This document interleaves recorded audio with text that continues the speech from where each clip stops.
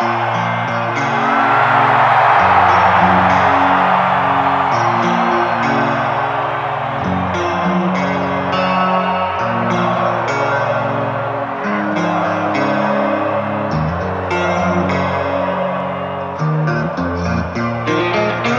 back with Metallica since day one. I first was introduced to them through the legendary tape trading network of the 80s. They had the European aesthetic. Those bands tended to play a lot faster. That's what drew us to them. The first time I met Metallica was a Metal Blade Records showcase. I mean, that was their first show outside of Los Angeles. So when I got to San Francisco, the legendary Lars AMC Pacer pulling a U-Haul trailer. I think we went for pizza before, and some beers were taken from the club that probably shouldn't have, and because everyone was underage. So they played, and 10 of my friends were there, and we knew every word to their demo tape, which I think really blew the band away. The clincher was they were doing Diamond Head covers. When they launched into Am I Evil, all of us kind of looked at each other and were stunned. We thought we were the only ones who knew this band because, you know, Diamond Head at the time, they were English. They only had one album out, only on import. You know, you had to really hunt. We felt an immediate bond. We were doing clubs, bars, and theatres and whatever. And here we are now doing this. I used to put this little desk, about this big, on the bar and stand behind the bar with all the drinks and shit while the band played. And now the bar's so much further away. I mean, shit. Metallica's listening, so I need them to hear you.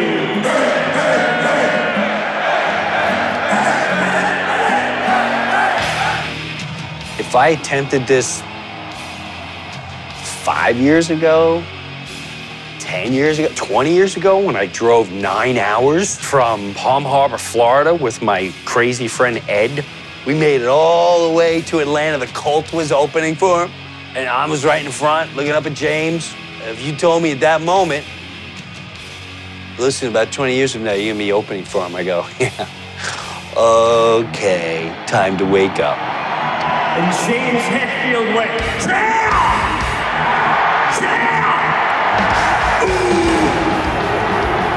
I don't think my parents let me listen to them when I was a kid, but I remember wanting to.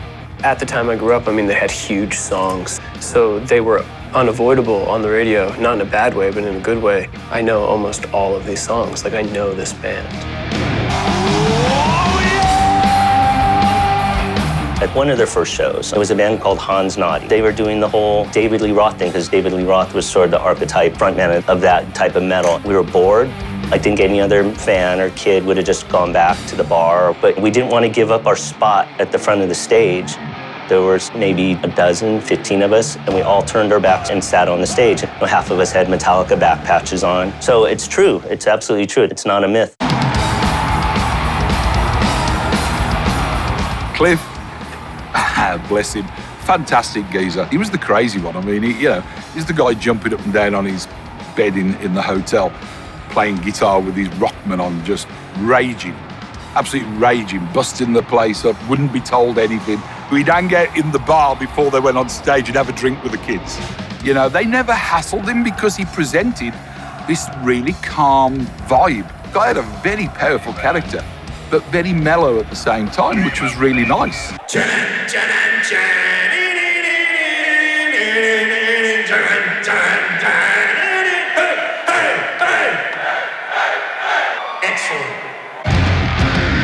First time I really saw them was Nassau Coliseum. Place is packed. They went up, the whole stadium moved to the floor.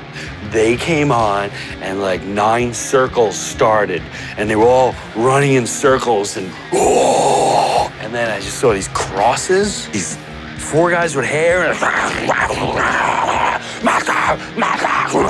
and people were going like this, and God, look at my face going, for whom the bell calls, time marches on, yeah, time marches on.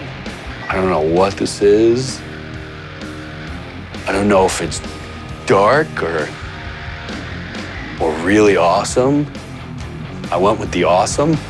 That was a revolution in music, and I've never seen anything like that to this day in my life.